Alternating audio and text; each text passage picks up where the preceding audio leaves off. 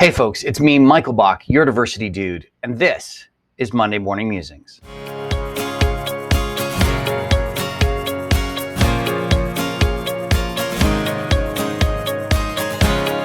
So some people who know me know that I like to play games. Not like games with other people, no, like video games. I like video games. I have since I was a kid. The first game console I had was an Atari 400, which I fought my father nightly to play Pac-Man. I had a Commodore 64. I like video games. Now, of course, I use my iPad to play video games. I probably use it more to play games than anything else. And not complicated games, not like Fortnite. I'm not good. I'm playing, games that could be played by a 6-year-old. Recently, I started playing a new game. It's called Hustle Castle. Don't get any ideas. You build a castle, you fight battles. It's kind of silly, but it amuses me for a few minutes. And the other day, the splash screen came up as the game was loading, and it caught my attention. It's the same splash screen that has been coming up since I started playing the game a few months ago, but it looks something like this. Now, what might I be focusing on? That's right, the majority of characters are white men. Now, we've got a black guy over here on the right-hand side. We've got one woman here. She's a mage. She's right beside the black guy. And then we've got this woman over here on the left that looks like some damsel in distress.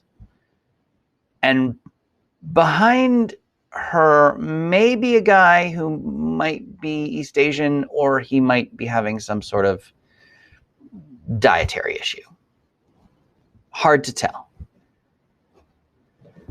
But I saw this, and I started looking at the rest of the game. Let me show you what I see. These are images of my gameplay. I'm not very good. I'm a new player. I'm kind of suck. Every single character in the game is white. Everyone. Now, from a positive perspective, you can do all the same things with the female characters as you can do with the male characters. Except for the reproductive process, where you actually do make babies in the game, which is kind of weird to put in a game, but at least it's not graphic. It's how you grow your population. And as I looked at it, it really got me thinking. If I was black or brown or anything but white, I don't see myself in this game. And extrapolate that out, I don't see myself in film and TV, in leadership, in politics, at least in the Canadian context. I don't see myself, and that must feel really lonely and frustrating. So when issues happen, whether it's around the treatment of people from Black Afro-Caribbean heritage, whether it's Indigenous people, and they're angry, it's hard not to be. We as a society continue to try to erase them. Now, there was a recent module, and I unfortunately didn't capture a screenshot, but it showed the 4 developers of the game. And they all appear to be white men. They may be gay, they may be trans, they may be living with a disability, things I can't see, but 4 white guys. And the likelihood is they're 4 straight, white, able-bodied guys.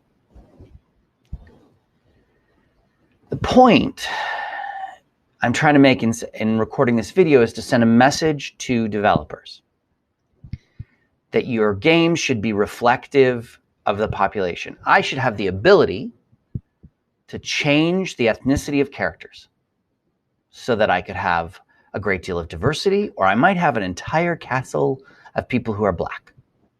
That's up to me. It's a relatively easy fix, I suspect.